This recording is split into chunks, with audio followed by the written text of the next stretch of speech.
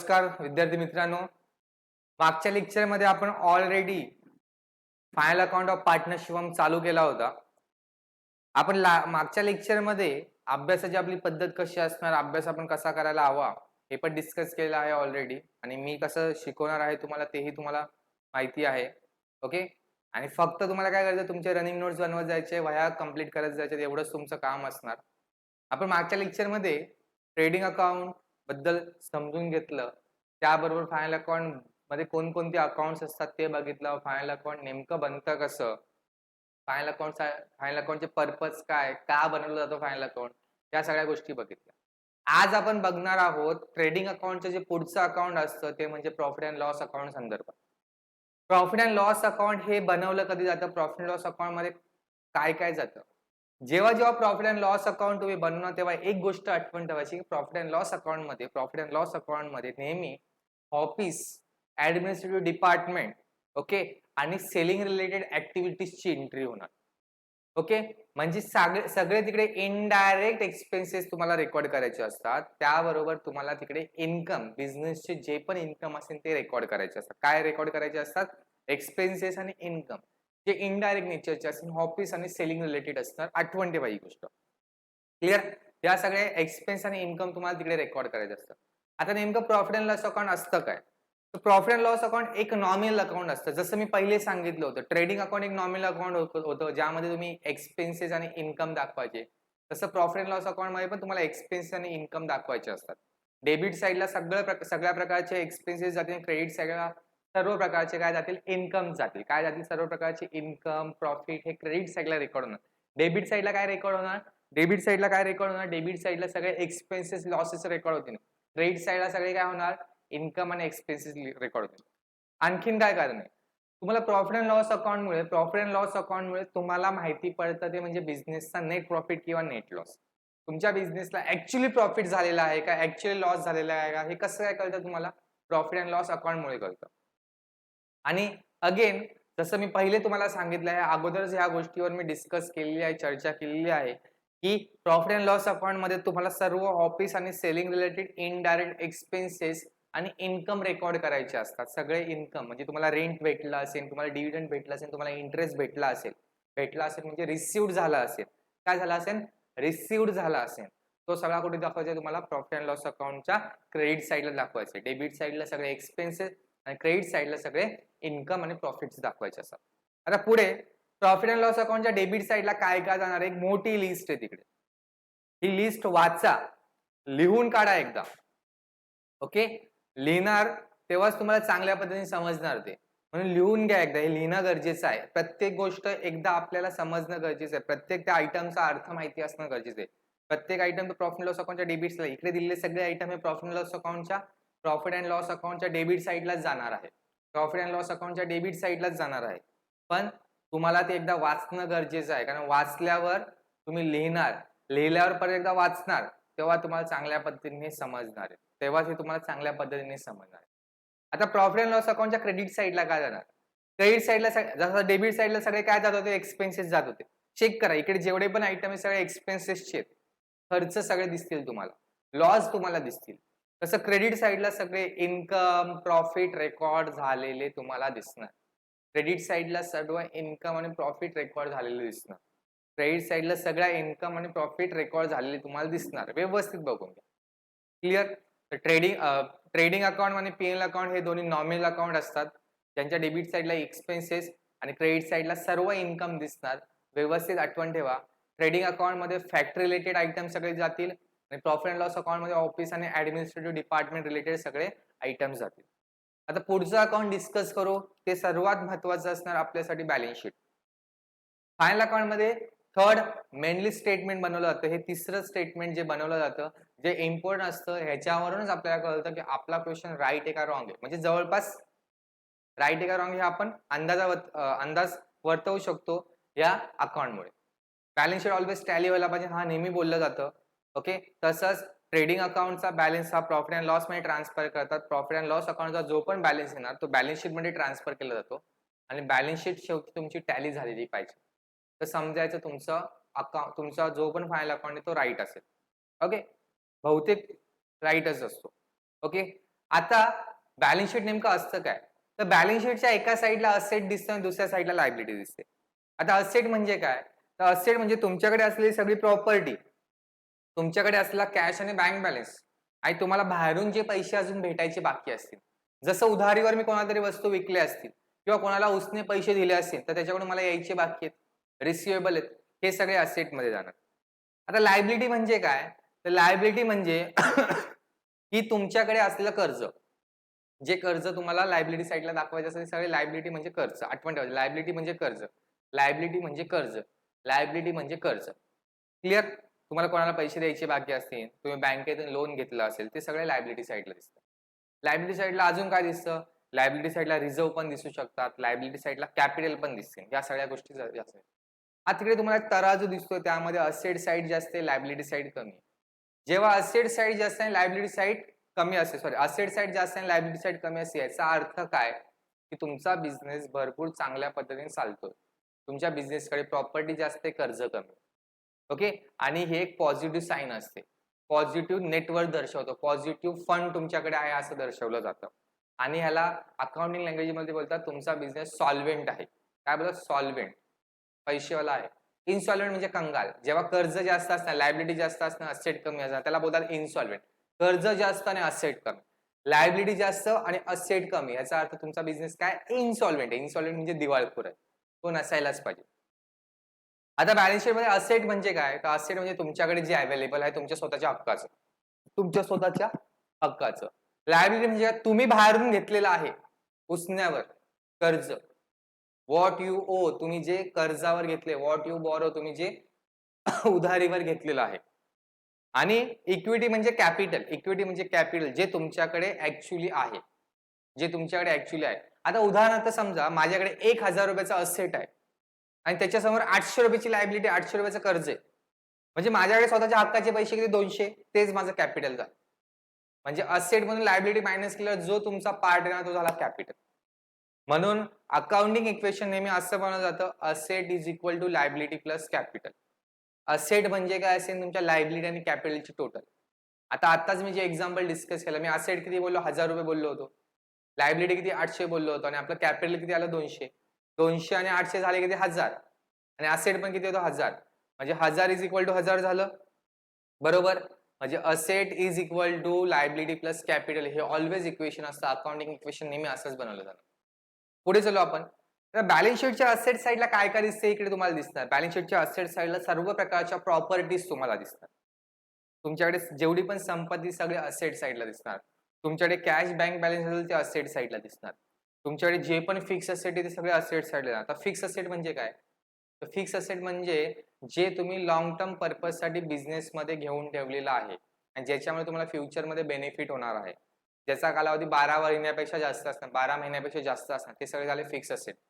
उदाहरणार्थ fix asset म्हणजे tangible asset पण जाऊ शकतात, इनटँजिबल असेट पण जाऊ शकतात. टँजिबल म्हणजे ज्याला तुम्ही हात लावू शकता, ज्याला तुम्ही बघू शकतात. इनटँजिबल म्हणजे ज्याला हात लावू शकत नाही, ज्याला बघू शकत नाही, पण त्याच्यामुळे तुम्हाला बेनिफिट होतो, ज्याच्यामुळे तुम्हाला बेनिफिट होतं. आता उदाहरण, tangible asset, land and building बघू शकतात, प्लांट अँड मशिनरी बघू शकतात, फर्निचरला बघू शकता तुम्ही, मोटर कारला बघू शकतात, मोटर सायकलला बघू शकता, या सगळ्या गोष्टी तुम्ही बघू शकतात. तर इनटँजिबल म्हणजे बघू शकत नाही, तो गुडविल झालं, पेटंट झालं, कॉपीराईट झालं, ट्रेडमार्क झालं, या सगळ्या गोष्टी कशामध्ये जाणार? इनटँजिबल मध्ये जाणार. मग त्याचबरोबर करंट असेट दिसणार, ज्यांचा कालावधी 12 महिन्यापेक्षा कमीचा असतो. उदाहरणार्थ debtors, bills receivable, cash balance, bank balance, stock, या सगळ्या गोष्टी तुमच्या पुढे दिसणार इन करंट असेट मध्ये. आता असेट साईडला तुम्हाला काय वेगळं वेगळं दाखवायचं नाही, तुम्हाला सगळं सोबतच दाखवायचं, पण माहिती असणं गरजेचं आहे. ओके, असेट साईडला काय काय जाणार हे तुमच्याकडे लिहिलेलं आहे. नंतर पुढे आहे तुमच्याकडे लायबिलिटी. की लायबिलिटीमध्ये काय काय जाणार? लायबिलिटीमध्ये कॅपिटल आणि करंट यांचा जर क्रेडिट बॅलन्स असेल तर तो तिकडे दिसणार. पार्टनर्स कॅपिटल आणि पार्टनर्स करंटचा जर क्रेडिट बॅलन्स असेल तो तिकडे दिसणार तुम्हाला. त्यावर जे पण तुमच्याकडे कर्ज आहे, जे तुम्हाला बाहेर पैसे द्यायचे आहेत, ते तिकडे दिसणार. त्यावर जर तुम्ही कोणते पैसे साईडला काढून ठेवले असेल, रिझर्व्ह फंड, ते पण कुठे दिसणार? लायबिलिटी साईडला दिसणार. आता पुढे आपण बघणार, आपलं चौथा अकाउंट जे डिस्कस करायचं राहिलं होतं ते म्हणजे पार्टनर्स करंट अकाउंट आणि पार्टनर्स कॅपिटल अकाउंट. आता पार्टनर्स कॅपिटल आणि पार्टनर्स करंट अकाउंट नेमकं असतं काय आणि ते नेमकं कधी बनवलं जातं ते माहिती असणं गरजेचं. उदाहरणार्थ म्हणजे आहेच ते ऑलरेडी. की कॅपिटल दोन प्रकारचे असतात. मेथड ऑफ कॅपिटल, कॅपिटलचे दोन मेथड असतात. एक असतो फिक्स कॅपिटल मेथड, एक असतो फ्लक्च्युएट कॅपिटल मेथड. एक असतो फिक्स कॅपिटल मेथड, एक असतो फ्लक्च्युएट कॅपिटल मेथड. एक असतो फिक्स आणि एक fluctuate.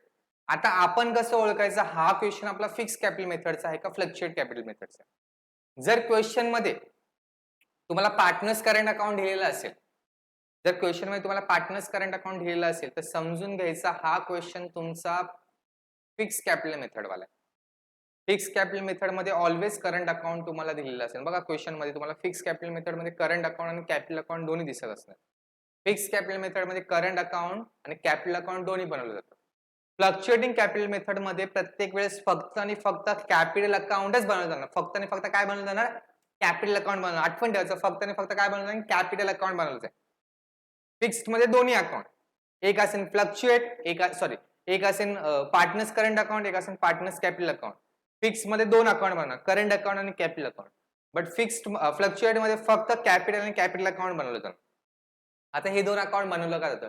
Fix capital मेथडला fix capital मेथडच का बोलतात? बघा उदाहरणार्थ समजा दोन पार्टनर आहे ए आणि बी. त्यांनी आपल्या बिझनेस मध्ये 1 लाख रुपीज लावलेत, 1 लाख रुपये लावले. तर त्यांना असं वाटतं की प्रत्येक वेळेस माझ्या बॅलन्स शीट मध्ये माझं कॅपिटल 1 लाख रुपयेच दिसावं. पण एक बेसिक रूल आहे, जर बिझनेस मध्ये काही प्रॉफिट झाला असेल तर प्रॉफिट कॅपिटल मध्ये ऍड करायचा असतो, लॉस असेल तर तो लेस करायचा असतो. प्रॉफिट काय करायचा असतो? ऍड, आणि लॉस काय करायचा असतो? रेस. पण ह्यांची अट काय की आमचं कॅपिटल प्रत्येक वेळेस सेम दिसायला पाहिजे.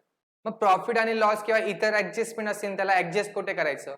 मग त्यासाठी पार्टनर्सचं एक वेगळं अकाउंट बनवलं जातं, त्याला बोलतात करंट अकाउंट. आणि करंट अकाउंट मध्ये सगळ्या गोष्टी काय केल्या जातात? ऍडजस्ट केल्या जातात. सगळ्या गोष्टी ऍडजस्ट करा, म्हणजे कॅपिटल मध्ये जे इफेक्ट होणारे असतात ते कुठे करतात? करंट अकाउंट थ्रू ऍडजस्ट करतात. त्याच्यामुळे कॅपिटल मध्ये काहीच चेंज होत नाही, पण करंट अकाउंटचा बॅलन्स हा प्रत्येक वेळेस चेंज होत राहणार. आता पुढची मेथड आहे पार्टनर्स फ्लक्च्युएटिंग कॅपिटल मेथड मध्ये फक्त पार्टनर्स कॅपिटल अकाउंट. तर वर्ड असे फ्लक्च्युएटिंग. फ्लक्च्युएटिंग म्हणजे सतत हालता राहणारा, हलता, जो स्थिर नाही. ओके. आता बिझनेस मध्ये कॅपिटल त्यांचं आहे, तर प्रॉफिट ऍड झाल्यामुळे कॅपिटलची व्हॅल्यू वाढणार, लॉस झाल्यामुळे कॅपिटलची व्हॅल्यू कमी होणार. ज्या गोष्टीमुळे सतत त्यांचं कॅपिटल चेंज होत राहणार, बॅलन्स शीट मधलं त्यांचं कॅपिटल प्रत्येक वर्षी वेगळं वेगळं दिसत राहणार, त्याला बोलणार फ्लक्च्युएटिंग कॅपिटल मेथड. काय बोललं जाणार? Fluctuating capital method. आता पुढे आपण पार्टनर्स कॅपिटल अकाउंटचा फॉर्मॅट बघू आणि पार्टनर्स करंट अकाउंटचा फॉर्मॅट बघू. आता पार्टनर्स कॅपिटल आणि करंट, आठवण ठेवा, ज्या ज्या गोष्टीमुळे पार्टनर्सचं कॅपिटल वाढणार आहे, ज्या ज्या गोष्टीमुळे पार्टनर्सचं कॅपिटल वाढणार आहे त्या सगळ्या गोष्टी क्रेडिट साईडला दिसतील. आणि ज्या ज्या गोष्टीमुळे पार्टनर्स कॅपिटलचा बॅलन्स कमी होणार आहे त्या सगळ्या गोष्टी डेबिट साईडला दिसतात. बिकॉज कॅपिटलला साईड कोणती असते? क्रेडिट असते. ओके. पहिले आपण क्रेडिट साईड डिस्कस करू. जर तुमच्याकडे ऑलरेडी कॅपिटल आहे तर बाय बॅलन्स ब्रॉट डाऊन करून क्रेडिट साईडला दिसतात, क्रेडिट बॅलन्स. जर तुम्ही बिझनेस मध्ये आणखीन कोणता कॅश लावलेला असेल ऍडिशनल कॅपिटल, तो सुद्धा क्रेडिट साईडला दिसतात. त्यानंतर जर तुम्हाला बिझनेसच्या कॅपिटल इंटरेस्ट भेटत असेल तो पण क्रेडिट साईडला दिसणार. जर तुम्ही सॅलरी घेतली असेल बिझनेस म्हणून, तुम्हाला सॅलरी भेटत असेल, ऍज अ पार्टनर सॅलरी भेटत असेल तो पण क्रेडिटला दिसेल. कमिशन भेटत असेल बिझनेस म्हणून तुम्हाला, तो पण क्रेडिट साईडला दिसणार. म्हणजे तुम्हाला सॅलरी भेटली, तुम्हाला कमिशन भेटले, यामुळे तुमची व्हॅल्यू वाढणार आहे, तुमची अमाऊंट वाढणार बिझनेस मधली. ज्या ज्या गोष्टीमुळे तुमचा बॅलन्स वाढेल ते सगळं क्रेडिट साईडला दिसणार, आठवण ठेवायचं. डेबिट साईडला काय दिसणार? तर ज्या ज्या गोष्टीमुळे तुमचा बॅलन्स कमी होतो ते सगळं डेबिट साईडला दिसणार. पार्टनर्स कॅपिटलचा जर डेबिट बॅलन्स असेल तो डेबिटला दिसणार. ड्रॉइंग तुम्ही बिझनेस मधून पैसे काढले, म्हणजे ऑलरेडी बिझनेस काढला तर बिझनेस मधली तुमची व्हॅल्यू कमी झाली, तर क्रेडिट साईडला दिसणार. जर इंटरेस्ट ऑन ड्रॉइंग, जर ड्रॉइंग डेबिटला गेलं तर इंटरेस्ट पण डेबिटला जाणार. D for drawing, D for interest on drawing. म्हणजे डेबिटला डी, ड्रॉइंगचा डी, म्हणजे डेबिट साईडला drawing D D, interest on drawing पण तिथे दिसणार. त्यानंतर जर बिझनेस मध्ये तुम्हाला लॉस झाला असेल तो पण कुठे दिसणार? क्रेडिट साईडला. आणि शेवटी क्लोजिंग बॅलन्स दिसणार. हा पार्टनर्स कॅपिटल अकाउंटचा तुमचा फॉर्मॅट आहे. तसाच पार्टनर्स करंट अकाउंटचा तुम्हाला फॉर्मॅट दिसतो, ते लगभग सेम आहे, तुम्ही व्यवस्थित बघू शकता, काहीच वेगळं नाहीये. फक्त इथे कॅपिटलची एंट्री होत नाही. जसं कॅपिटल अकाउंट मध्ये बघा बाय बॅलन्स ब्रॉट डाऊन, तिकडे कॅपिटल लिहायचं, तसे ते करंट अकाउंटचा बॅलन्स लिहायचा. आणि जो कॅपिटल लिहिला असेल तो डायरेक्टली लायबिलिटी साईडला लिहायचा. ओके. आतापर्यंत आपण सगळे अकाउंट्स कसे बनवायचे हे शिकलो. पण हे अकाउंट बनवण्याच्या अगोदर आपल्याला सॉल्व्ह कसा करायचा असतो क्वेश्चन, तो माहिती असणं गरजेचं आहे. How to solve final account solve कसं करतात?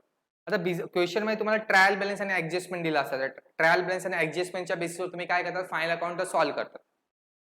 पण ट्रायल बॅलन्स मध्ये आयटम दिले त्याचा इफेक्ट कसा जाणार, किंवा ऍडजस्टमेंट मध्ये जे आयटम दिले त्यांचा सेकंड इफेक्ट कसा जाणार, तर आठवण ठेवायचं ट्रायल बॅलन्सचा प्रत्येक वेळेस एकच इफेक्ट जाणार.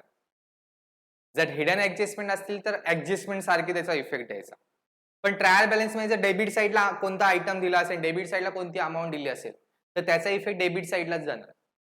म्हणजे उदाहरणार्थ तिकडे दिलेले आहे टू परचेस, तर परचेस कुठे जातं ट्रेडिंगच्या डेबिटला म्हणजे डेबिटला. तिकडे दिलं असेल सॅलरी, सॅलरी कुठे जातं डेबिटला, तर प्रॉफिट अँड लॉस अकाउंटच्या डेबिटला. बरोबर. तिकडे ड्रॉइंग दिलं असेल तर ड्रॉइंग कुठे जातं पार्टनर्स कॅपिटलच्या डेबिटला, पार्टनर्स कॅपिटलच्या डेबिटला. तिकडे मशिनरी दिलं असेल, मशिनरी म्हणजे असेट, असेटला जाणार. तर असेट म्हणजे पण डेबिट बॅलन्स असतो. म्हणजे ट्रायल बॅलन्स मध्ये ज्या गोष्टी दिल्या असेल त्या डेबिटलाच जातील. माहिती ते ट्रेडिंगच्या डेबिटला जाणार, एक तर प्रॉफिट अँड लॉस अकाउंटच्या डेबिटला जाणार, एक तर ते असेटला जाणार किंवा पार्टनर्स कॅपिटलच्या डेबिटला जाणार. त्याचंच उलट क्रेडिट. जर ट्रायल बॅलन्स मध्ये कोणताही आयटम क्रेडिट साईडला दिला असेल तर त्याचा इफेक्ट क्रेडिट साईडलाच जाणार. मग तो पार्टनर्स कॅपिटलच्या क्रेडिटला जाऊ शकतो, तो पीएनएलच्या क्रेडिटला जाऊ शकतो, तो ट्रेडिंगच्या क्रेडिटला जाऊ शकतो किंवा तो लायबिलिटी साईडला जाऊ शकतो. पण जाणार तेव्हा एकच इफेक्ट जाणार, एकदाच दिसणार, ते कुठेतरी एका ठिकाणीच दिसणार. पण जेव्हा ऍडजस्टमेंटची गोष्ट होतो ऍडजस्टमेंट 2 वेळा दिसतात. म्हणजे एकाच एंट्रीची इफेक्ट 2 ठिकाणी जाणार, म्हणजे एकच एंट्री 2 ठिकाणी दिसणार. एक जर डेबिटला गेला तर दुसरा क्रेडिटला जाणार, एक क्रेडिटला गेला तर दुसरा डेबिटला जाणार. एक जर डेबिटला गेला तर दुसरा क्रेडिटला जाणार आणि एक क्रेडिटला गेला तर दुसरा डेबिटला. म्हणजे प्रत्येक ऍडजस्टमेंटचे 2 इफेक्ट आणि प्रत्येक ट्रायल बॅलन्सच्या आयटमचा एक इफेक्ट जाणार. आठवण ठेवायचं. ओके. असं करून तुम्हाला फायनल अकाउंट सॉल्व्ह करायचं. आजचं लेक्चर नक्कीच आवडलं असेल, चांगल्या पद्धतीने समजलं असेल. ओके. कुठेही डाऊट असेल तुम्ही मला मेसेज करू शकतात, कमेंट बॉक्समध्ये सांगू शकतात, काही डाऊट असेल तरी. ओके. भेटू पुढच्या लेक्चरला. जर चॅनलला सबस्क्राईब केलं नसेल, चॅनलवर नवीन असणार तर नक्की चॅनलला सबस्क्राईब करा आणि बेल आयकॉनला प्रेस करा, की मी जे नवीन व्हिडिओज अपलोड करेन ते तुम्हाला सगळ्यात अगोदर समजायला पाहिजे. आणि जसं तुम्हाला चॅनल नक्कीच आवडला असेल, व्हिडिओज नक्की आवडला असेल, आपल्या फ्रेंड्स बरोबर शेअर करा, त्यांनाही सांगा नक्की सबस्क्राईब करा. अजून नवीन व्हिडिओ तुम्हाला 12th कॉमर्स रिलेटेड भेटतील. ओके. आता सध्या प्रयत्न आमचा बीकेचा चालू आहे, पण तसेच आम्ही दुसऱ्या सब्जेक्टचे रिव्हिजन लेक्चर सुद्धा अपलोड करू. चला भेटू पुढच्या लेक्चरला. Bye. Have a nice time.